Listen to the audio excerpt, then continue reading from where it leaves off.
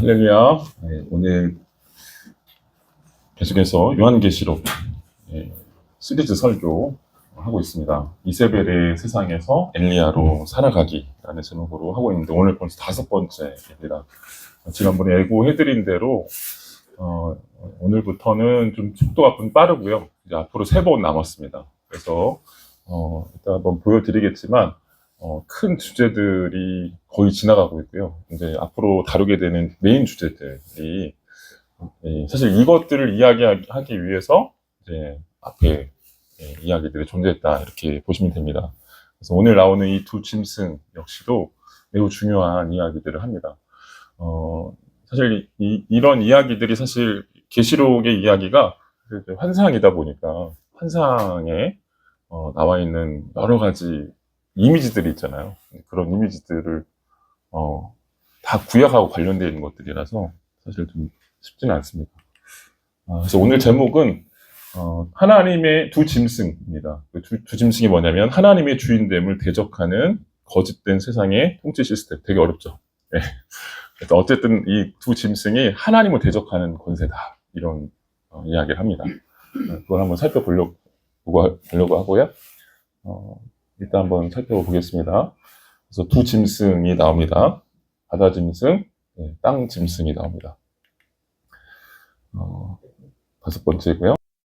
이세벨의 세상에서 엘리야로 살아가기라고 해서 이렇게 보고 있는데요. 교회는 하나님의 주권, 하나님의 통치하심을 인정하는 사람들이 교회다라고 말씀드렸어요. 하나님의 주인됨을 인정할 때 하나님께서 그들에게 하나님 나라를 상속하게 해주신다라고 하는 겁니다. 그래서 그런 전체 주제들을 가지고 봤으면 좋겠고요. 그래서 지금 설명드린 하나님의 통치, 하나님의 다스리심 이 주제가 요한계시록의 전체 주제 중에 하나입니다. 그러면 이제 한번 생각해봐야 될 건 뭐냐면 예수님 이제 그 환상을 한번 생각해보세요. 여러분이 7교회라고 생각하시고 한번 생각해보세요. 4장과 5장의 환상을 봤어요. 하나님이 이 땅을 다스리신다. 어린 양 대신 죽임당하신 어린 양이 이 하나님의 모든 권세를 받으시고 지금 이 땅을 통치하고 계신다. 그 환상을 봤어요. 자, 그 봤는데 이 설교를 들은 거와 똑같습니다. 봤는데 여러분이 이제 예배를 마치고 집에 들어가면 1세기의 교인들은 여전히 황제 숭배를 요구받아야 되는 그런 상황이 있었다는 거예요. 그럼 무슨 생각이 들까요? 그러면 이 황제는 진짜 왕인가? 황제의 정체는 뭔가? 궁금하겠죠? 예. 이 황제에 대한 로마의 이 통치 시스템에 대한 이야기를 13장에 풀어놓고 있는 거예요. 13장의 이 두 짐승은 지금 1세기의 그 로마의 통치가 무엇인지를 설명하고 있어요. 그래서 두 가지의 방법으로 설명합니다. 두 짐승으로. 그래서 이 통치 시스템이에요. 통치 시스템. 얼마나 고생을 했냐면요. 이 황제 숭배가 너무나 강렬한 나머지 안 하면 다 죽어요. 안 하면 이제 13장의 맨 마지막 절이 666이 등장하잖아요. 666. 그 짐승의 표를 받지 않으면 황제의 통치 시스템을 따르지 않으면 뭘 할 수 없다? 매매를 할 수 없다. 먹고 살 수 없다는 얘기예요. 먹고 살 수 없으니까 어떻게 했을까요? 그 공동체에서 추방당하는 거예요. 그러니까 여기 들어가는 겁니다. 여기 들어가는 거예요. 카타콤입니다. 카타콤에 들어가잖아요. 저는 가보진 않았는데요. 카타콤을 이야기하는 사람들의 얘기를 들어보면 카타콤의 장식이 뭐냐면 해골입니다. 벽이 다 해골로 채워져 있어요. 그렇게 수많은 기독교인들이 여기서 죽어야 했습니다. 이런 고난을 당하면서 계속 물어야 했던 게 뭐냐면 이런 죽음을 불사하면서 세상의 통치를 따르지 않는 하나님의 통치를 인정했던 이들의 신앙이 어디서 나왔느냐 이런 이야기들을 한번 우리가 생각해 보면 좋겠습니다.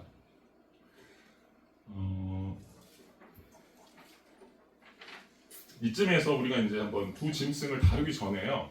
요한계시록 전체 구조를 한번 보여드려야 되겠다. 네, 전체 구조. 제가 최대한 간단하게 봤습니다. 설명해드리려고 해요. 복잡하죠. 벌써 복잡한데 우리가 사실은 2장과 3장을 했습니다. 2장, 3장은 7개의 이야기고요. 그리고 4장, 5장은 했어요. 하나님과 어린 양의 보좌, 하늘 보좌 이야기를 했습니다. 이걸 했고요. 그리고 이제 지금 오늘 나오는 이야기가 이 두 짐승에 대한 이야기입니다. 이 두 짐승에 대한 이야기는 요한계시록의 6장부터 16장까지의 전체적인 그 주제가 뭐냐면 재앙 시리즈입니다. 인나팔 대접.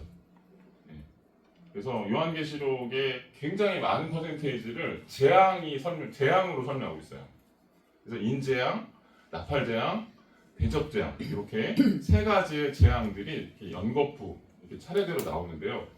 재밌는 것은 뭐냐면 요한계시록이 그래서 굉장히 복잡하고 어렵습니다. 근데 그 중간에 이런 게 들어가 있어요.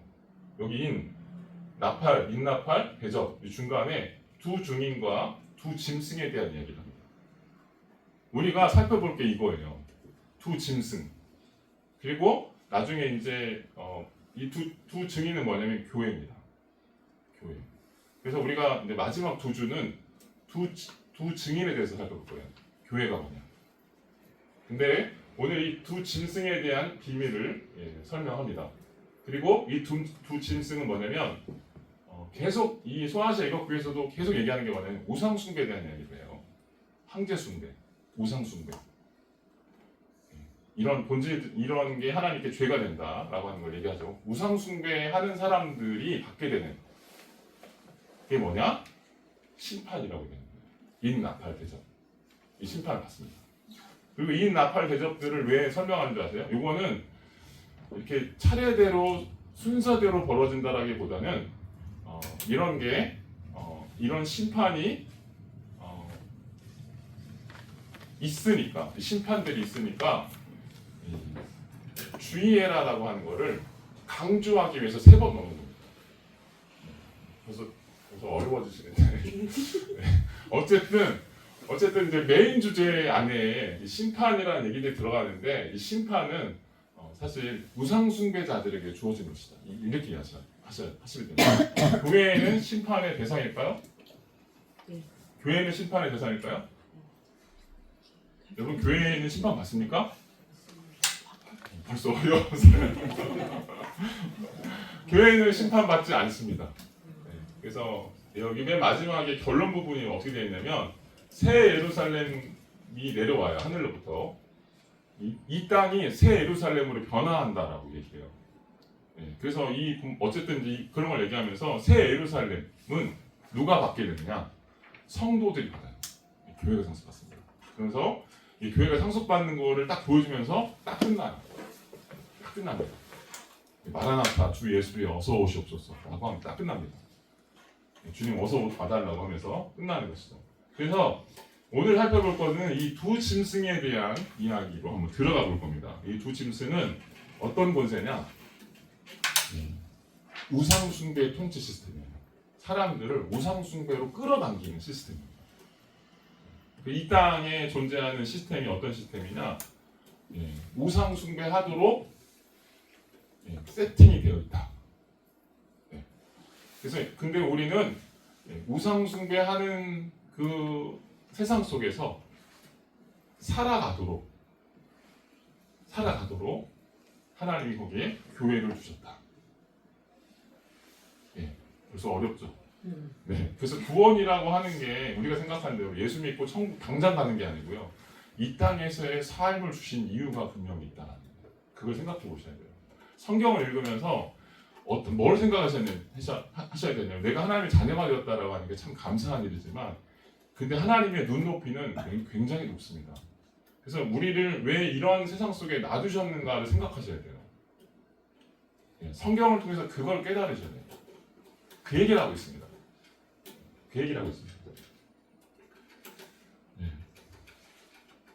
이 두 짐승을 설명할 건데요. 이 두 짐승은 제가 이제 계시록 논문을 쓰면서 이해했던 건 뭐냐면 재밌게도 이 두 짐승을 설명하면서 엘리야 이야기를 가져와서 설명을 해요. 엘리야 이야기. 제가 여기다가 이 두 짐승이라고 되어 있는데요. 이 두 짐승을 설명하면서 엘리야 그리고 이야기로 가서 설명하는데 엘리야의 상대 배역이 누구였냐면 아합과 이세벨이었습니다. 엘리야 이야기의 그 상대 배역. 그러니까 엘리야는 하나님을 섬기는 선지자였고요. 그리고 엘리야를 박해하는 상대 배역이 누구였냐면 아합과 이세벨이었습니다. 근데 이세벨의 세상이라고 제가 말씀드렸는데 로마를 계시록은 음녀 바벨론이라고 쓰거든요. 로마라는 이름을 쓰지 않습니다. 로마라는 이름이 등장하잖아요. 왜냐하면 당시의 통치자가 로마잖아요. 그러니까 이 글을 로마라고 썼다가는 그리스도인은 다 죽습니다. 저항문학이에요. 그러니까 상징으로 써놓은 건데요. 음녀라는 표현을 씁니다. 근데 이 음녀가 어디서 나왔냐면 이세벨이라는 표현에서 나온 겁니다. 나홈서 3장에 보면 이세벨의 표현을 그대로 가져와서 음녀라는 표현을 써요. 어쨌든 음녀 바벨론도 이세벨이고요. 그리고 거짓 선지자도 이세벨이다. 일단 이것만 머릿속에 집어넣고 한번 들어가 보죠. 그리고 이세벨의 상대 배역이 엘리야라고 했잖아요. 그래서 두 증인을 설명할 때는 엘리야로 설명합니다. 그래서 이런 표현이 어쨌든 들어간다. 그리고 13장이 보여주는 이 메인 이미지가 뭐냐면 사탄의 삼위 연합체입니다. 그러니까 사탄이 어떻게 세상을 통치하는가라고 하는 큰 그림을 설명해 주는데요. 그 큰 그림이 뭐냐면 사탄이 맨 위에 있어요. 맨 위에 있고 그리고 사탄이 혼자 통치하는 게 아니라 사탄이 이 짐승을 둡니다. 통치자로요. 세상의 통치자로 짐승을 세워요. 그래서 요 셋이 공동 정부를 차립니다. 요거는요 계시록에서는 이 사탄이 어떤 존재로 그려지냐면 다양한 그림들이 나오는데 이 그림을 통해서 확인할 수 있는 것은 뭐냐면 하나님의 삼위일체를 모방합니다. 하나님의 모든 행하심들을 하나님이 이 땅을 통치하시는 분이잖아요. 근데 자기가 이 땅을 통치하는 주인이라고 행세를 하잖아요. 그러니까 주인을 똑같이 따라합니다. 진짜 주인을 따라해요. 그런 모습으로 이 통치 시스템도 그려집니다. 그래서 어쨌든 이 사탄이 바다 짐승에게 기름 붓고요. 그리고 땅 짐승에게 기름 붓습니다.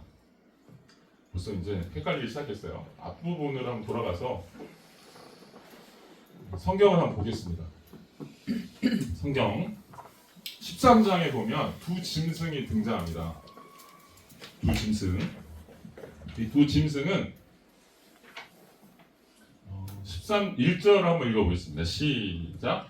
그때 나는 바다에서 짐승이 운동을 보았습니다. 그 짐승은 열불과 일곱 머리를 가졌는데 그의 열불에는 열 열관이 있고 그의 머리에는 하나님을 모독하는 이름이 있었습니다. 네. 바다에서 올라오는 짐승이 있었다. 바다에서 올라오는 짐승. 벌써 뭔지 하나도 모르겠죠. 그러니까 이렇게 쓰여 있어요. 그러니까 해석하기 어려운 건데 바다는 뭐냐면 당시에 로마의 해양 군사력을 의미합니다.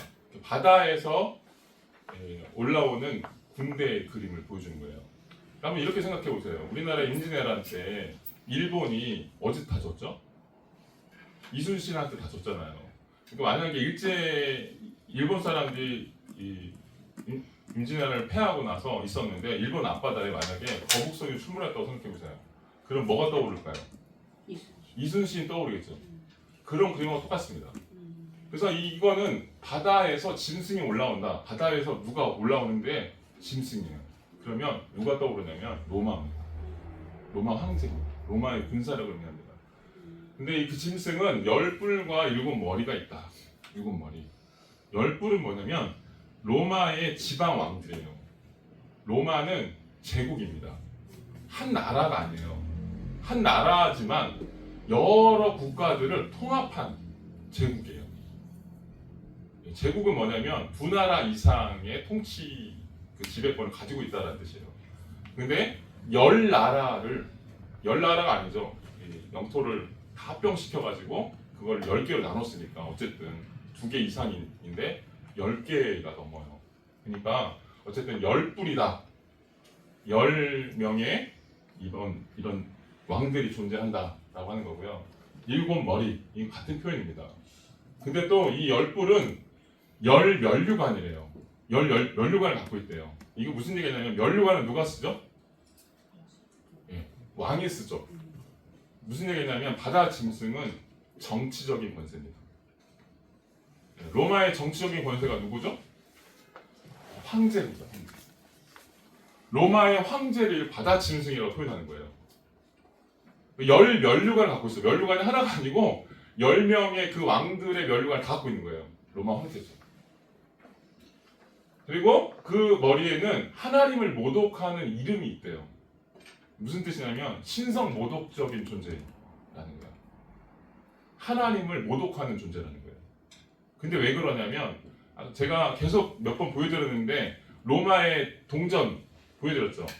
황제의 얼굴이 들어가 있고 이름이 쓰여 있습니다. 뒤에는 뭐라고 써 있어요? 그가 신이라고 써 있어요. 황제 숭배를 요구하는 거예요. 그 신성 모독적인 그런 존재라고 하는 거를 1세기 교회들은 다 알고 있죠. 이런 얘기를 하는 겁니다. 근데 딱 보자마자 이거 황제 숭배, 황제구나 이렇게 이해할 수 있는 것이죠. 그 다음에 두 번째, 이 중요한 게 11절부터 나오는 땅짐승입니다. 땅짐승 한번 읽어보시죠. 11절 시작. 또 나는 다른 짐승이 땅에서 올라온 것을 보았습니다. 그 짐승은 어린 양처럼 두 뿔을 가졌고 말하는 것이 용과 같았습니다. 또 다른 짐승이 땅에서 올라와요. 이건 땅짐승이라고 보통 얘기합니다. 땅짐승. 그리고 또 계시록에서는 바다 짐승은 첫 번째 나오니까 첫째 짐승. 이건 두 번째 짐승이라고 얘기하는데요. 어쨌든 땅짐승이 올라옵니다. 이 땅짐승은 어떤 권세냐면 여기 보면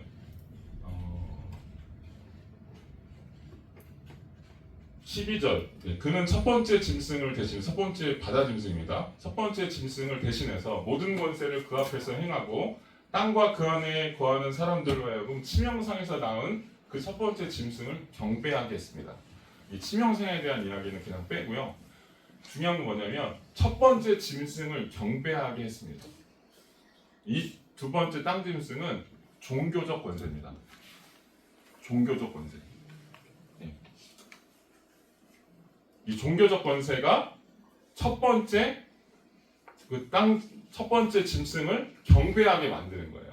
그래서 정치적인 권세와 종교적인 권세가 이렇게 짬뽕이 돼가지고요 결합되어서 절대 권력을 추구하게 만들어요. 절대 권력을 추구하게 안 된다. 이게 이 로마가 추구했던 시스템입니다. 진짜 한번 생각해 보세요. 그런 식의 이야기, 그런 식의 권력들이 지금도 존재합니다.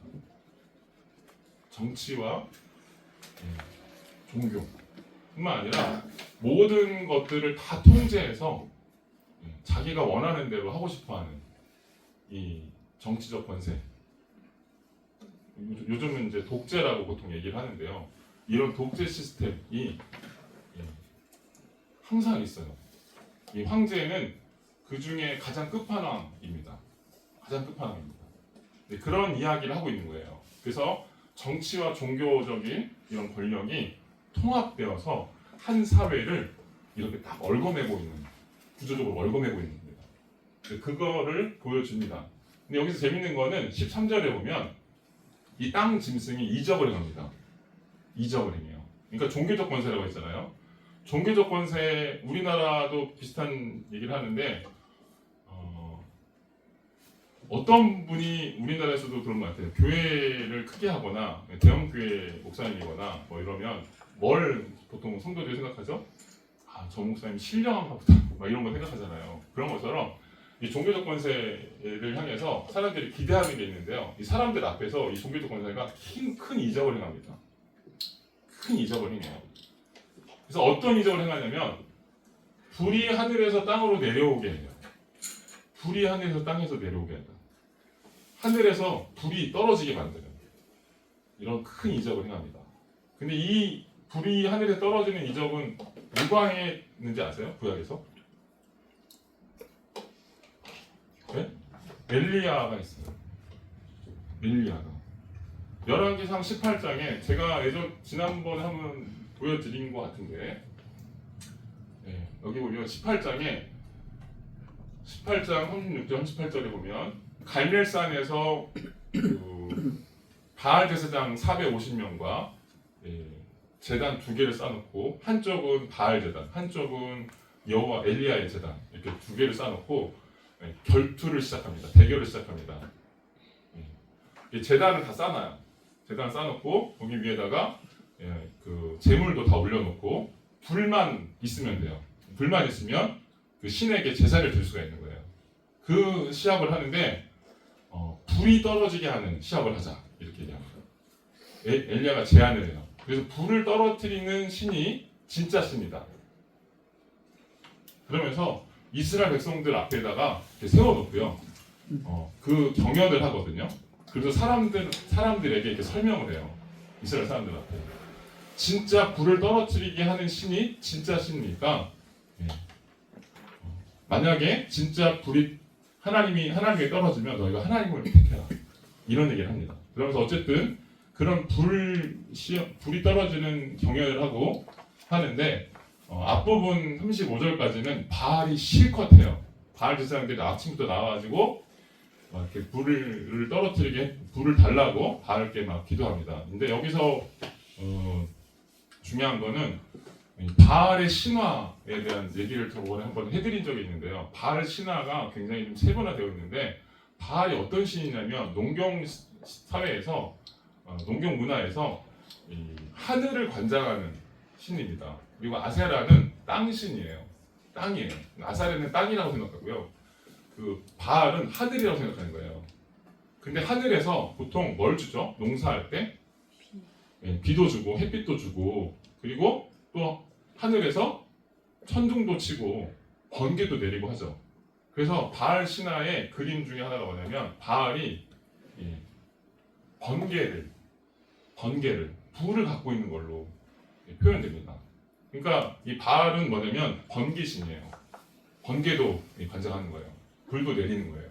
그러니까 바알의 주특기가 불이다, 이렇게 생각하시면 됩니다. 근데 그 바알의 주특기가 불인데, 그 주특기를 섬기는, 그 바알을 섬기는 제사장들 앞에서 엘리야가 지금 불을 내리는 신이 진짜 신이다, 이렇게 얘기를 하는 거예요. 그러니까 바알이 안 받을 수가 없죠. 받고 이제 경쟁을 합니다. 근데 바알이 그 경연에서 불이 안 내립니다. 밤새도록 해도 안 내려요. 심지어는 어떻게 하냐면, 바알 제사장들이 와가지고요, 자기 하늘을 쳐다보고 불이 안 내리니까 자기 몸을 자해를 해요. 칼로 가지고 와가지고 몸을 막 자해를 하면서 신 보고 봐달라고 내가 이렇게 자해를 하니까 좀 봐달라고. 근데도 불이 안 내립니다. 그런데 36절부터 보면 엘리야가 나와가지고 여호와야 내게 응답해 주십시오 라고 하면서 불을 내려달라고, 여호와여 응답하셔서 주는 여호와 하나님이시며 주께서 그들의 마음을 돌이키게 하시는 분임을 이 백성들이 알게 해주십시오. 하나님께서 불을 내리셔서 백성들로 하여금 진짜 하나님이 누군지를 이 사람들한테 보여주십시오, 이렇게 기도한 거예요. 그랬더니 38절에 진짜로 하나님의 불이 하늘에서 내려와서 그 제단을 태웁니다. 이게 이제 열왕기 상에 나와 있는 장면인데요. 이 불 내리는 장면은 신약 성경에 등장하지 않습니다. 성경에 유일하게 등장하는 게 열왕기 상 18장에 한 번 나와요. 열왕기 1장에도 한 번 나오긴 하는데, 역시 엘리야와 관련된 장면에서 나옵니다. 근데 그 불이 지금 큰 땅 짐승이 불을 내린다고 이렇게 이야기하고 있는 거예요. 이 땅 짐승의 이 업그레이드가 된 거죠. 그러니까 바알 선지자는 하지 못했던 그런 큰 이적을 땅 짐승은 하고 있는 거예요. 종말의 시대에 출현하는 이런 정치적인 권세들의 어떤 능력을 가늠해 볼 수 있어요. 구약에 존재했던 바알 선지자들보다 더 훨씬 강력한 존재로, 강력한 힘을 가지고 성도들을 미혹한다는 뜻이에요. 실제로 그런 이적들이 나타날까요, 안 나타날까요? 이적들이 나타날까요, 안 나타날까요? 나타납니다. 여러분, 불교에 가도요. 불교에 가도 거짓 신을 믿는 불교에 가도 이정이 나타납니다. 무당들도 이적을 나타냅니다. 심지어 이세벨화된 교회, 제가 이세벨화에 대한 교회가 되는 것을 경계해야 된다 이렇게 말씀드렸는데요. 이세벨화된 교회에도 이적이 나타납니다. 그래서 이적이라고 하는 거 매우 조심하셔야 됩니다. 물론 하나님께서 주시는 신비한 일들이 있어요. 있죠? 있어 없어요? 있습니다. 저희 작은아버지 말씀드렸잖아요. 저희 작은아버지가 가난 말기인데 하나님 고쳐주셔서 낫다니까요. 그리고 제가 예수 믿었습니다. 그러고 나서 어쨌든 이런 신비한 일들이 일어납니다. 일어나는데 그거보다 더 중요한 일들이 있어요. 그걸 항상 이해하셔야 됩니다.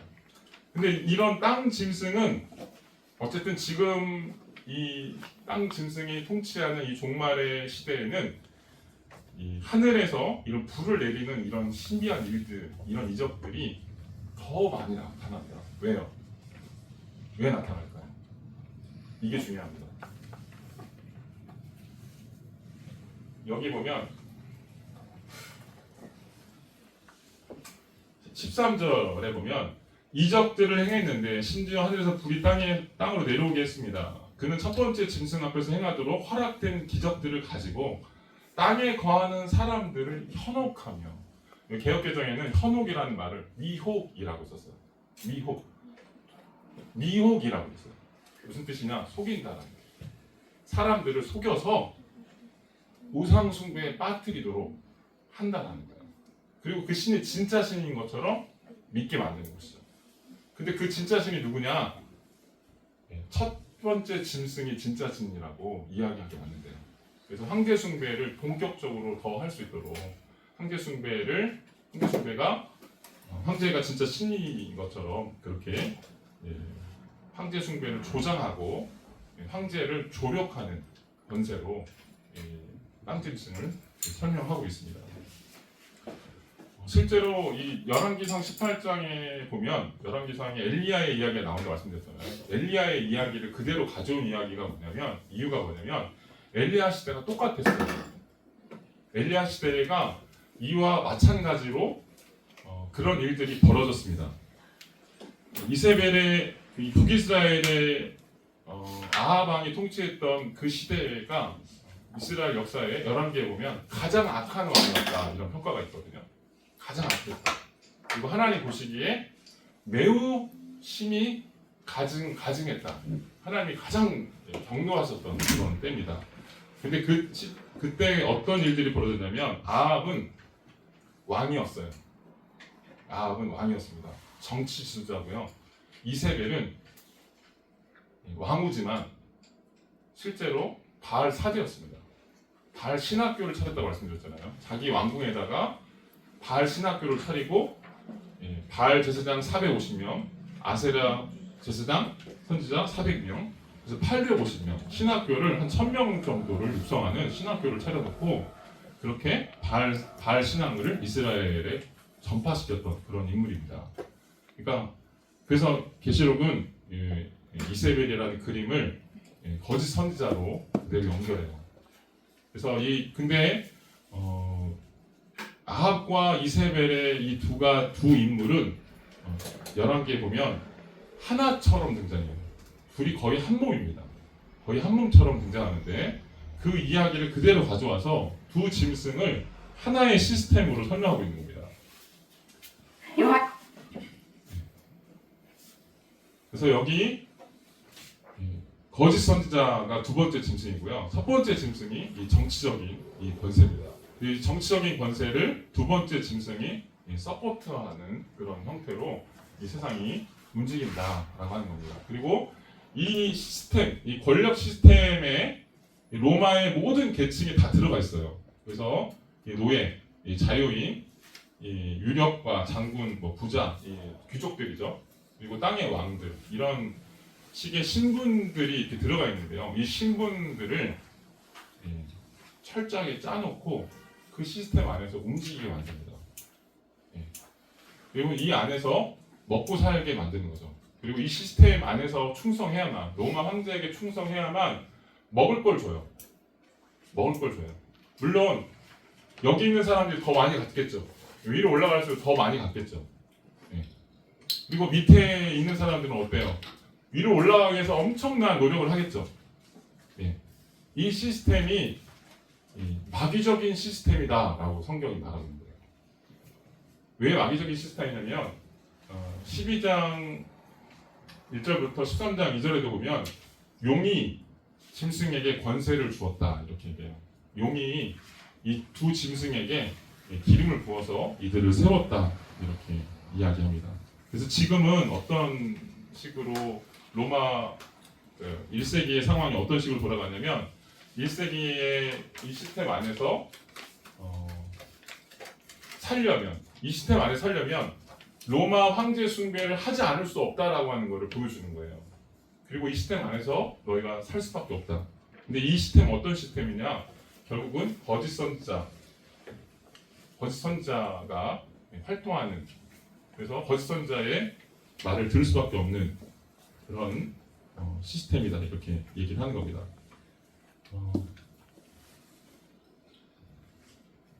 그래서 이런 상황에서 1세기의 성도들에게 황제 숭배 시스템을 지금 강요하고 있는 겁니다. 로마 황제의 이런 실상을 이 두 짐승의 이미지를 통해서 하나님의 통치를 거부하고 대적하는 그런 인간 왕들의 그런 끝판왕의 모습을 이렇게 어떤 본질을, 정체를 폭로하고 있는 것입니다. 그럼 한번 이렇게 한번 생각해 보면 좋겠습니다. 이 정치 종교 시스템으로 절대 권력을 추구하는 이런 전체주의적인 그런 속성을 가진 짐승과 같은 그런 인물들, 로마 황제와 같은 그런 인물들이 1세기에만 존재하는가? 그렇지 않다라고 하는 겁니다. 1세기를 넘어서 지금까지 역사에는 이렇게 하나님을 대적하고 거부하는 그런 인간 왕들이 계속 존재했습니다.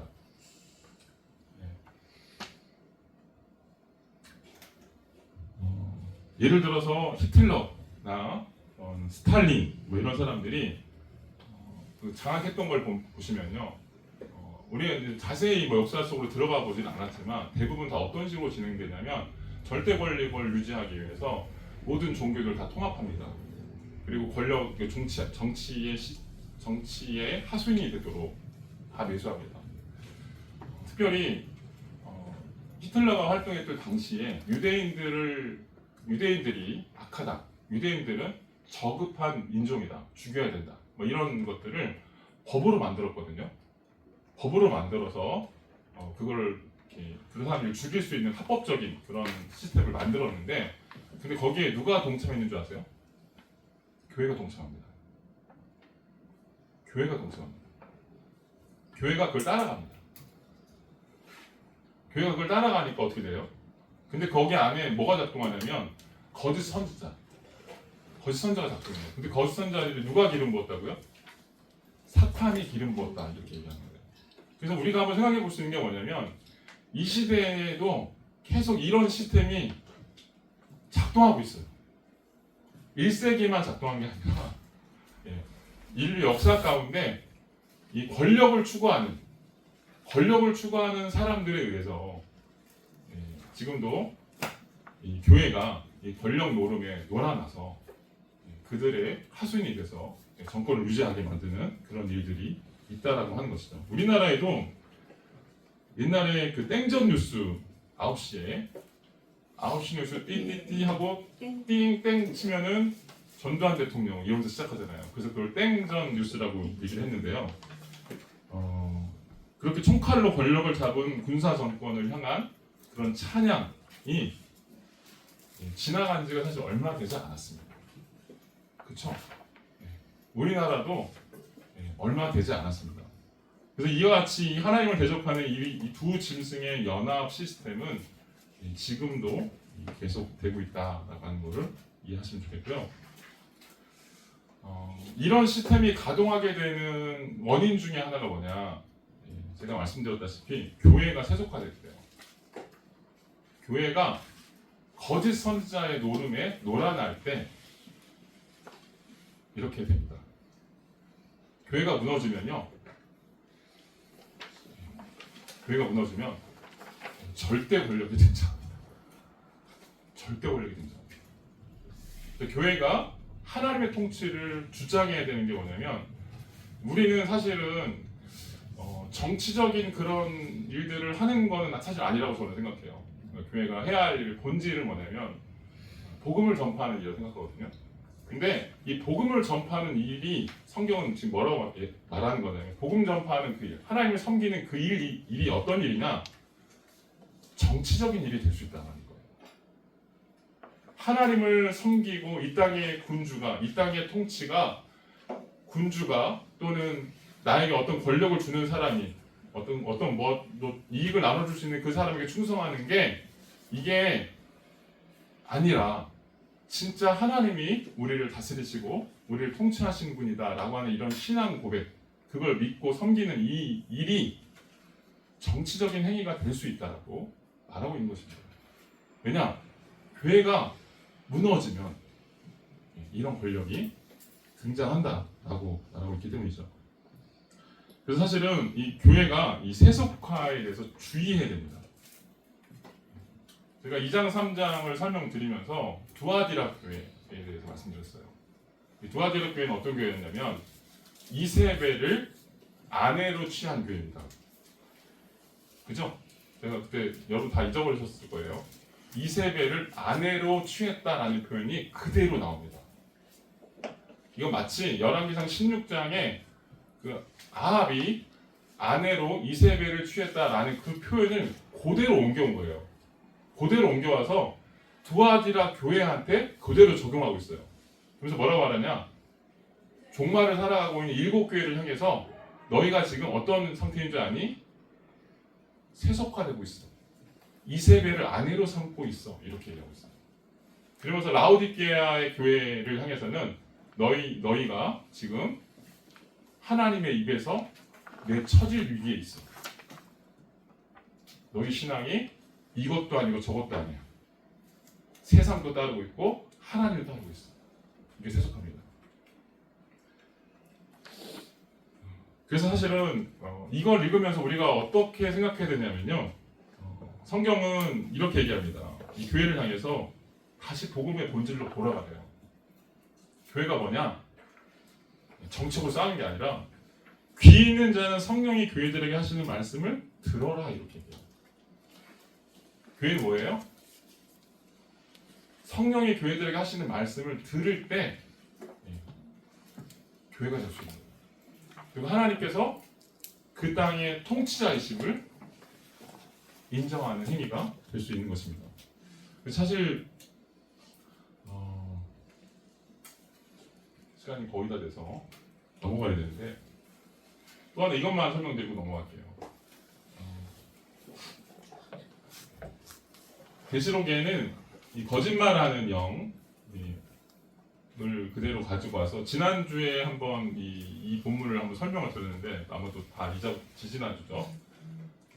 그 미가야의 환상에 보면 거짓말하는 영이 등장해서 아합을 전쟁으로 참전해서 죽게 만드는 게 나오죠. 거짓 선지자의 입에 거짓말을 집어넣어서 아합으로 하여금 전쟁에 참여하면 당신은 이길 거다, 이런 거짓말을 집어넣어서 아합이 그 얘기를 듣고 전쟁에 가서 죽습니다.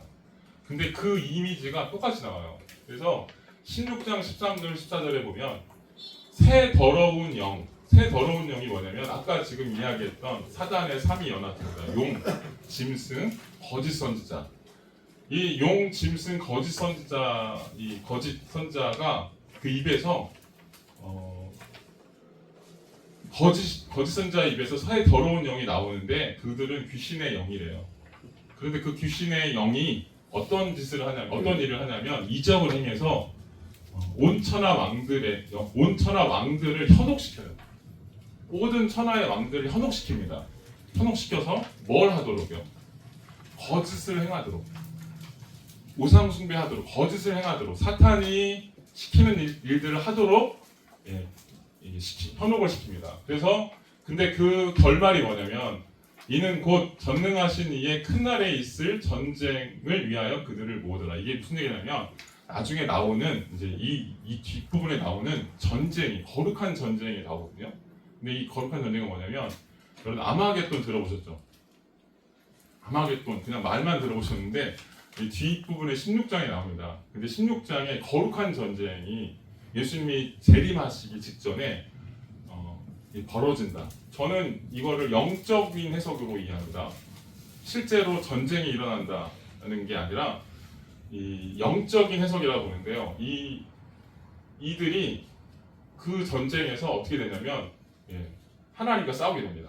메시아의 군대와 싸우게 됩니다. 메시아가 오셔서 교회와 싸워요. 메시아의 군대는 교회입니다. 그래서 또 어려워져요. 이런 얘기하면 또 어려워집니다. 어쨌든 이런 그 왕들이 그 메시아의 전쟁에 참여하게 돼요. 왕들이 참여해서 어떻게 될까요? 어떻게 될까요? 아합처럼 죽습니다. 다 죽습니다. 이게 심판이에요. 온 천하의 왕들이 결국은 이렇게 이 땅에서 떵떵거리면서 권력을 자랑하고 이렇게 살지만 그것이 거짓된 일이라는 거예요. 결국은 다 심판받은 일이다 라고 하는 거를 그 열왕기를 가져와서 또 설명하고 있는 겁니다. 오늘 좀 어려웠습니다. 이제 한번 생각해 볼 게 적용으로 들어가서 거짓이 무엇인지 한번 생각해 보면 좋겠어요. 인간 세상에 피라미드의 꼭대기에 들어가면 행복하다라고 우리가 생각하기 쉬워요. 아까 그 로마의 시스템의 그 삼각형 피라미드 보이시죠? 그 피라미드에 올라가면 행복할 것이다 라고 우리가 생각하고 있습니다. 이건 뭐냐면 여기에는 아담의 생각이 들어가 있어요. 아담이 선악과를 따먹으면서 무슨 생각을 했어요? 내가 이걸 따먹으면 내 눈이 밝아져서 하나님처럼 될 것이다. 내가 저기 높은 자리에 올라가면 내가 하나님처럼 높은 사람이 되면 내가 구원을 얻을 것이다. 이게 무슨 얘기냐면 하나님 없이도 살 수 있을 것이다. 이게 인간 왕됨이에요. 인간이 스스로 주인 되는 겁니다. 내가 그런 시스템을 구축하고 그 꼭대기에 올라가면 내가 괜찮을 거야 라고 생각하는 것이죠. 이런 식의 바벨탑 쌓기가 지금도 계속되고 있습니다. 인류는요 아담의 이런 죄의 유혹에서 벗어나지 못했습니다. 계속해서 이런 하나님의 주인됨에 대해서 인정하지 못하는 그런 일들이 벌어지고 있어요. 요즘은 어떤 식의 이야기가 있죠? 그 자아실현, 행복을 얻으면 소확행이라도 그런 행복들을 더 많이 쌓으면 내 인생이 복될 것이다 라고 이렇게 이야기하고 있는 것이죠. 근데 이런 것들은 사실은 황제가 만드는 그 피라미드 시스템 안에서 우리가 꼭대기에 올라가면 내가 괜찮을 것이다. 내가 하나님과 같은 그런 존재가 될 수 있다라고 생각하는 그런 생각에서 나왔다고 생각합니다. 두 번째, 하나님 믿으면 이 땅에서 축복받고 성공한다라고 하는 메시지에 대해서 한번 잘 생각해 보실 필요가 있습니다. 참된 기독교 정신이 뭘까요? 참된 기독교 정신이 뭘까요? 오늘 계시록에 보여주는 그 이미지들 한번 생각해 보세요. 카타콤, 그들이 들어갔던, 한번 들어가면 죽을 때까지 못 나오는, 그래서 죽어야만 했던 그곳에서 그런 고난을 짊어지고 1세기 사람들은 살았습니다. 근데 우리 지금 20세기가 지난 우리 한국교회를 보면 하나님 믿으면 이 땅에서 축복받고 성공한다 이런 메시지가 많은 것 같습니다. 진짜 기독교 정신은 하나님 믿으면서 살다가 어떠한 인생의 파도가 오더라도 그 파도를 겪으면서 자신이 믿는 하나님에 대한 자신의 인생을 지키시는, 자신을 사랑하시는 그런 분을 끝까지 놓치지 않고 그 길을 한 걸음 한 걸음씩 내디디면서 걸어가는 것, 이것이 진짜 믿음이 아닐까라는 생각을 해요. 이거는 기독교인이 아니라도 불신자들도 기독교 신앙을 그렇게 평가합니다. 기독교 신앙이라고 하는 것, 예수가 보여주신 그 신앙이라고 하는 것, 십자가에서 보여주신 그 신앙이라고 하는 것은 그런 위기 가운데서도 하나님의 뜻을 믿고 당당하게 십자가에 올라가서 자신의 몸을 내 던질 수 있는 이런 신앙, 이것이 기독교 신앙의 본질이라고 얘기를 해요. 근데 오늘날 우리 교회를 보면서 느끼는 게 뭐냐면 세상 사람들도 알고 있는 이런 기독교 신앙의 본질들을 놓치고 있는 게 아닌가라는 생각이 들어요. 어떤 분들은 보면 예수 믿는 것을, 예수 잘 믿는 것을 복으로 이 땅에서 얼마만큼 복을 받았느냐라고 하는 것들을 평가하는 경우가 굉장히 많다는 생각을 해봅니다. 특히 이제 대형 교회를 중심으로 이런 문화가 좀 팽배한 것 같아요. 그래서 우리 목사님 설교를 들으면, 우리 목사님한테 와서 안수기도 받으면 문제가 다 해결돼. 뭐 이런 식의 내용들이 굉장히 많습니다. 그러면 어떻게 되냐면 문제도 해결되고 재산도 빨리 불어나고 더 건강해지고 이렇게 된다라고 하는 거죠. 이런 세속적인 목표들이 사실 교회가 주는 그런 구원과 구원의 메시지와 이렇게 하나가 된 게 아닌가라는 생각들을 해볼 때가 많이 있습니다. 우리가 사실 이 땅에 살면서 예수 그리스도를 믿으면서 이런 목표가 내 안에 들어오기 시작해서 이것이 신앙의 본질이 되고 있는가 생각해 보셔야 됩니다. 그러면 내가 어떻게 되고 있는 거예요? 이세벨과 동침하고 있는 거예요. 이렇게 생각하시면 좋겠어요. 그런 위험이 있을 수 있다고 생각하시면 좋겠습니다. 오늘 저는 그 계시록 시리즈를 생각하면서 이런 생각을 해봐요. 우리가 어떤 현실 속에 살도록 부름받았는가? 우리가 예수 믿고 사는 것이 당장 예수 믿고 구원받았으니까 하나님께서 우리 당장 하나님의 백성으로 삼으시고 이제 천국 갈 일만 남았다 이렇게 생각하는 경우가 많은데요. 그게 아니라 오늘 계시록은 이 땅에 사는 통치 시스템을 보여주면서 그 시스템 안에서 살라고 얘기하고 있어요. 살라고 얘기하고 있습니다. 그리고 어떻게 살아라? 믿음으로 살으라고 얘기하고 있어요. 그리고 그 믿음이 무엇인지는 우리가 고민해야 될 문제로 남겨져 있습니다.